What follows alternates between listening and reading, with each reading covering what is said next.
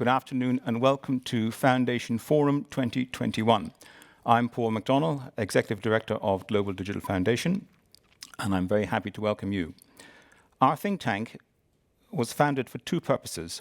First, to offer analysis of public policy affecting the development and the use of digital technologies. And second, to serve as a platform on which digital innovators, regulators, and legislators can come to friendly, close quarters on matters whose resolution is in their common interest. Foundation Forum 2021 is an initiative of the latter kind. It is the first significant encounter within what we intend to be a developing assurance framework, an enduring project, a project to bring together legislators, regulators, and innovators in order to prepare for a common regulatory cybersecurity and privacy standard within the AI supply chain. For more and continuing information about this initiative, see foundationforum.eu, and for information about Global Digital Foundation, see globaldigitalfoundation.org. Today, we have three topics for discussion. The first is AI innovation and regulatory frameworks in Europe. This will be moderated by Lorenzo Pupillo, Associate Senior Research Fellow and Head of the Cybersecurity Initiative at that very sound think tank, CEPS.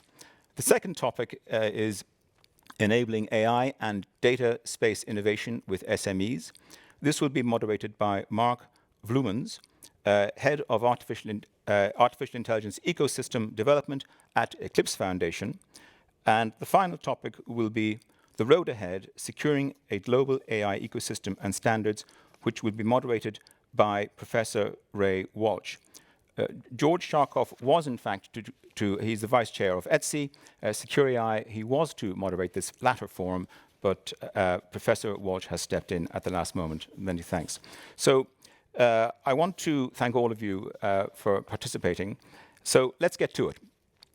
We open with remarks from two of Europe's legislators, Brando Benifei, MEP, and Svetlana Penkova, MEP. Each will speak for about 10 minutes. And first up is Brando Benifei, and he is a member of the European Parliament. He's a member of the Parliamentary Committee, the Internal Market and Consumer Protection Committee, IMCO. He's also a member of the Parliament's Special Committee on Artificial Intelligence in a Digital Age, which is, I understand, Brando, committed to developing a long-term strategy on artificial intelligence that will serve the interests of Europeans. You are going to speak on the subject of the AI Act, from which point of view, I think from the point of view of IMCO, and for which you are the rapporteur. So you're very welcome, and the floor is yours. Yes, thank you very much. Thank you for this invitation. I'm sorry I will not be able to stay very much more because of an incoming meeting in the Parliament. Some things have changed in the agenda. We are having a lot of meetings for the decisions on some legislative files. In fact, in these days, as you mentioned, we decided on how to organize our work on the AI Act, and I'm very proud to be now nominated rapporteur together with a colleague from the LIBE committee, Tudorache, MEP from Romania. We will be the two negotiators of the European Parliament for the AI Act, which is a regulation, so a hard law on AI, which will start its work, its parliamentary work to become a real regulation. Now it's just a draft proposal from the Commission. It will start in these days, in these weeks. It will probably last some time, maybe more than 1 year, maybe even close to 2 years to come to a decision, because we see a lot of issues on the table that are very close to your interest, to your, we can say, expertise at the table of today, but that will take time to find compromises and agreement between the Parliament, the Member States, etc. So it will be a long work, and so it's important that we think tanks and with stakeholders of all kinds, we try to have occasions of exchange like the ones that we are having now, so that we can try to give some inputs and maybe in time also get some feedback and have a dialogue. And so the AIDA committee, the special committee on the artificial intelligence that you mentioned, is a committee that was created to study the usage of AI and its development in Europe from all perspectives. It will deliver a report in the next months that is the fruit of all this work, of these hearings, of these debates. And it's going to be the basis for our more substantive work on the AI regulation that will start now. So we will get for sure a lot from the report. I'm also working on it myself, and it will be the basis for our amendments that we will develop on the draft regulation proposal of the Commission. What are the topics? I want to just mention the hottest issues that it's important, and we are looking at with special attention. One is the usage of the AI in the workplace. Very delicate topic, very sensitive, where we need to understand how we can involve the social partners and how we can have a certainty that there are no rules breached in the absence of even of understanding by workers dealing with AI systems. Today, it's not the case. Today, there is a lot of situations of intransparency and lack of knowledge in a very sensitive area like the one of the workplace. This stays in the broader context of the usages that are deemed to be high risk. At the moment, the proposal of the Commission proposes to be letting a very large amount of self-certification of the risk assessment and the compliance with the rules by those that want to put a new product of AI in the internal market. The Parliament is looking at solutions that can entail some degree of ex-ante checks, so a third-party control before putting products in the market when they are dealing with fundamental rights. We need to be careful because any extra ex-ante certification means more time for a product to be put in the market and some complication. But obviously we need to find a balance between competitiveness and to develop an ecosystem of AI and to maintain our respect of our fundamental values as European Union, to defend our model that, for example, on data protection is very advanced, as we know. And so we will need to look as if, to see if the present proposal of the Commission is enough in this sense. We will discuss about it. Then there is the issue of prohibited uses. This will be again very important. We talk about mass surveillance with biometric data. We talk about social scoring. We will see if we are fine with how it is now foreseen in the text of the regulation, or if we want to have some more work on it so that we can develop a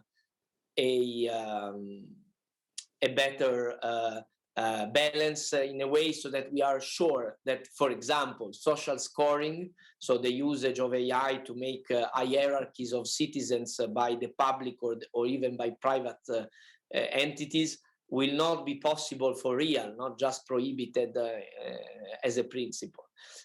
Because we have seen in these years a lot of scandals related to espionage and to control and to misuse of data, and we want to be very sure that the AI is not used to go down this road.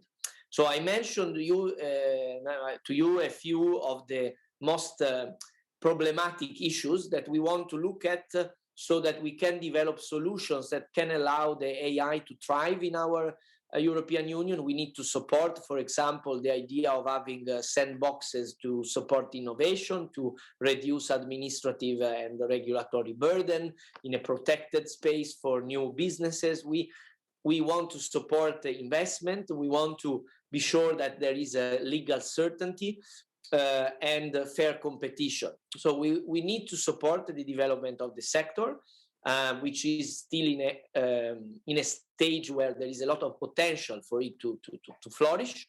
But we, as I think I was clear with my examples, we want to be sure that we don't break with the human-centric, ethics-driven approach that we want to put in the AI framework, like we did in general as Europe when we deal with the digital transitions. So these are my reflections coming from this very early stage work from the Parliament side, and I hope we can have a lot of exchange also later on, and not just for today, when I'm sorry I will not be able to stay very much, but for the next period, as we are just starting our work. And so thank you for inviting me and letting me give some inputs from this start of the work of the Parliament on the AI Act. Thank you very much. Thank you very much. Now, will you be able to stay for maybe one or two questions after Svetlana speaks, or should I ask you a couple of questions now? Yes. Okay, very good. So next we'll hear from Svetlana Penkova, MEP. Svetlana, you are, amongst other things, a member of the Committee on Industry, Research and Energy, and you are, of course, particularly interested in how properly regulated AI can benefit European consumers. You are very welcome. So the floor is yours. Thank you. Thank you, Mr. McDonald, for the kind invitation to be here and to address our audience with some of the very important aspects regarding AI, and most importantly, what you expect to hear from us. As already my colleague before me, Brando, did, is to explain where the regulation is going and what are our expectations in that matter. I'm sure in the last few months, we've all seen how important technology is in terms of our everyday life, in terms of the way we can do business, in terms of the way we study, we travel. Basically, everything has been affected by the technology. And AI is going to be the key technology of the future. So therefore, we should be very careful in how we integrate that into what we have as a basic ground so far. The crisis had shown us that new norm of living, and one of the important aspects that we've seen is that technology do tend to adapt and move faster than the regulator does. And I'm sure we've taken our note on that, and that's what we're going to try to achieve now going forward, especially when we speak about artificial intelligence. As my colleague Brando Bonifay already mentioned, the EU AI Act currently is trying to develop a safer technology that's preparing Europe for the digital decade, where people and businesses can enjoy the benefits of AI, but at the same time be aware and be prepared for the risks associated with the technology. The artificial intelligence will transform many of the ways we do business and the way the economy operates. And that's why we need to be looking at the two sides of the coin.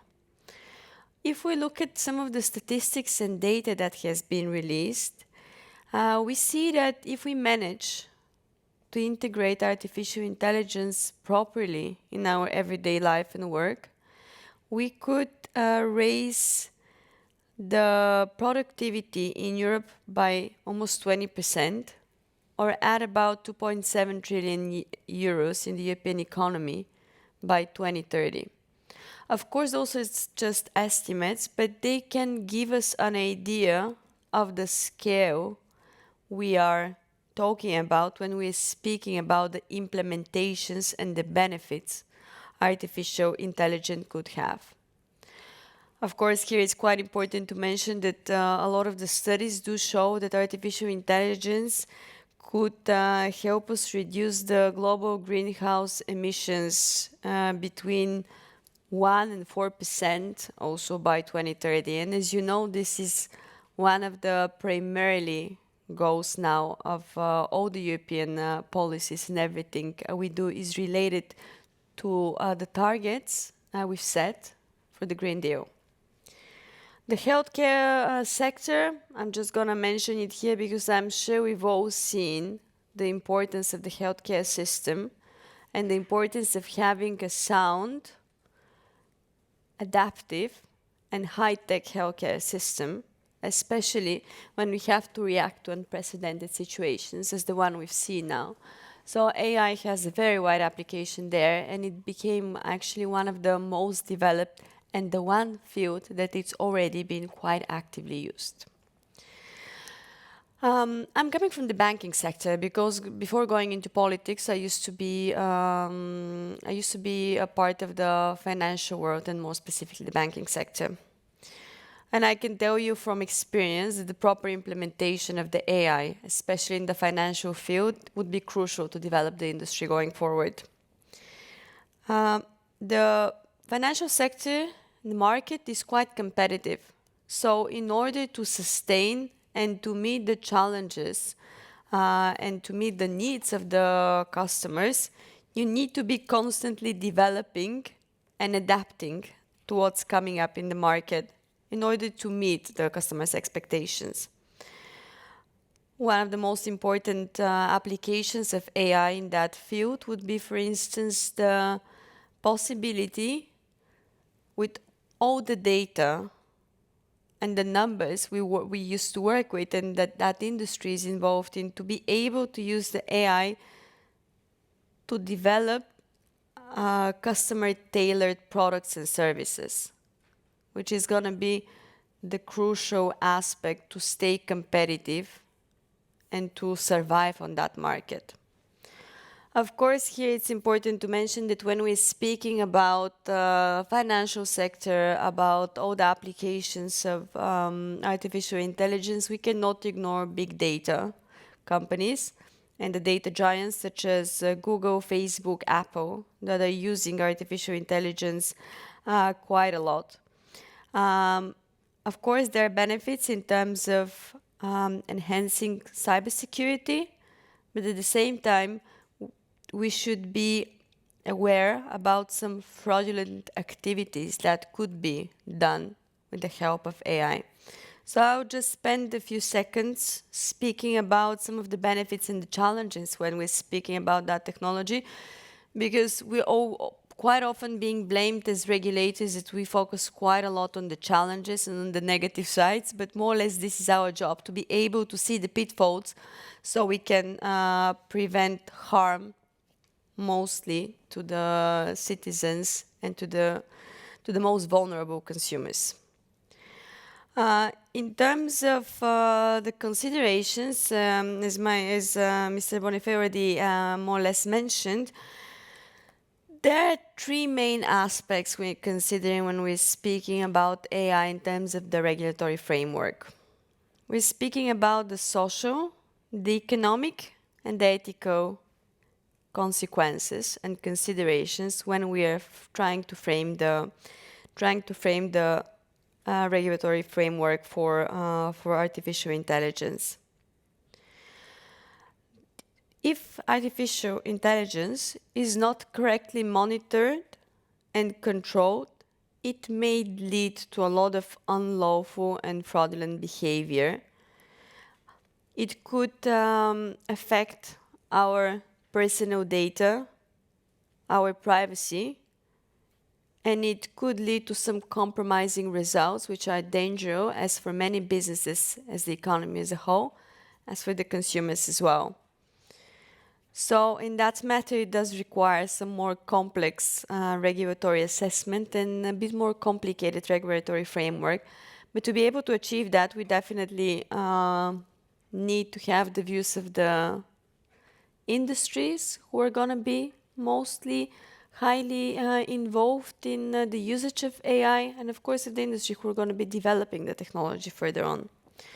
There is no doubt that artificial intelligence would for sure help us achieve some of the main goals of global and of course European policies. And it could help us in areas such as improving the European citizens' welfare, reaching the objectives of the Green Deal, as the examples we've already given, ensuring the technological advancement, and a goal that we're all fighting for, having Europe on the competitive level at the technological market, because we're still lagging behind some of our Asian and North American competitors. So the artificial intelligence that we need is a consumer-driven one that leaves no one behind, and that can ensure that everyone would benefit from the technological advancement. In that matter, cybersecurity must never be ignored, and it should go hand in hand with this process. And I'm going to finish with what I've started. New technologies are evolving and developing rapidly, and they're quite easily accessible for the customers. And it is our goal to make sure that the regulators are running at least, if not the same, with a similar pace, so we can ensure we're doing our job properly. And as Brando already said, forums like that are quite helpful and useful for us to understand which are the most important areas where we should be focusing, where we might need the help of the industries, because in order to make a working and a proper regulations, you need to understand the standpoints of all the stakeholders involved. And I think especially when we're speaking about technological regulatory framework, we're going to put quite a strong emphasis on those ongoing communication with everyone who is going to be part of that digital transformation we're all going through. Thank you. Looking forward to see all the remarks and hear the questions. Bertolina, thank you very much indeed. I have, I think, two questions. And the first one, two questions for both of you, really. The first question is, and I'll ask Brando to answer it first, and it's this. I think there's a good degree of anxiety amongst industry and business in Europe that the digital AI regulation could reinvent the wheel or could result in overlapping rules. To what extent is the Parliament looking at the existing regulatory infrastructure in terms of product safety and so on, and looking for ways to adapt this to the AI environment without developing what may in some cases be parallel or overlapping rules? Brando. Yes, I'm sorry, but I lost a part of the words. Oh, sorry, I beg your pardon. Well, my question is that there is a sort of awareness, I think, amongst businesses in Europe that Europe already has a lot of product liability rules and safety rules, and indeed equality rules. And there is a fear that the Artificial Intelligence Act could simply be duplicating some of these. And so maybe we should be tweaking the existing rules, looking at the existing rules to see how they can be adapted. Yeah, well, I will answer on this. Then I'm sorry, I will have to leave, but this is a very important point. I think we will need to be sure that we don't do this duplication, and in fact, that we use existing instruments and existing structures. We don't need to invent new organization or new instruments. We already have important independent authorities working on many topics that are crucial, like if we think of data protection, of privacy, of fundamental rights. So we can use the existing instruments and put them in context with the AI regulation. I'm not in favor of inventing new structures, but rather making them work. For example, many authorities that could be included, existing ones included in forms of ex-ante checks, presently don't have enough people working there, enough instruments to act. So we need to make the existing instruments working fine with the AI regulation and having the right resources to be able to act. This is how I see it, and I see the point. I think it's one of the crucial, we can say, points that we will need to look at to do a good regulation work. Thank you very much. Okay, well, thank you very much, Brando. I think you have to leave us now. Yeah, thank you very much. Well, thank you very much for your contribution. Svetlina, what's your take on this question? Of course, I agree with what Brando had already said in terms of there is no necessity to invent the wheel nor to double a regulation. However, I do think that some of them do still need an update, because having a regulation that's not up to date with the current development in terms of like the technological advancement, it doesn't make it practically usable. And this is a very dangerous game if you start to impose rules that are not applicable in the future. So definitely we should not double them, but we should build upon them. And here, of course, because you did mention in your question that Europe is quite strict on some of those rules, and we do tend to have actually quite a lot of them. And this is a general critique we're getting quite often on the EU side in terms of overregulations.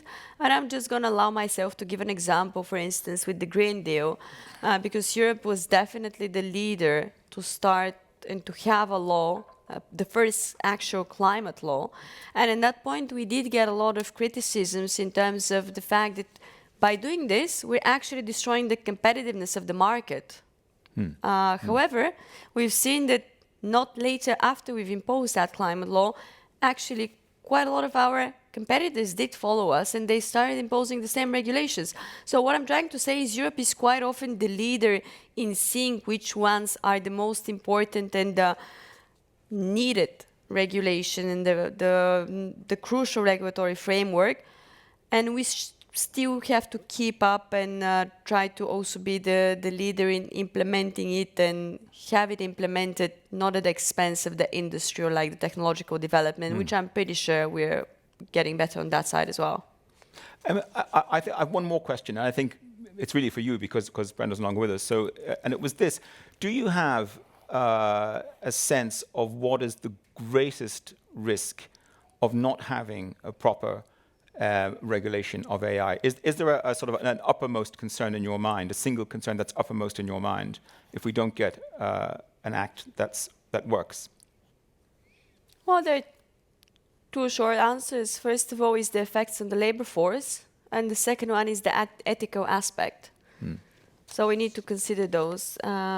Otherwise, the technology is not going to be for the help of people, but it's going to have more harmful effects on them. Okay, well, thank you very much, Svetlina Penkova. Thank you very much for that. And also again to Brando Benefei. Thank you for your contributions. That was most interesting.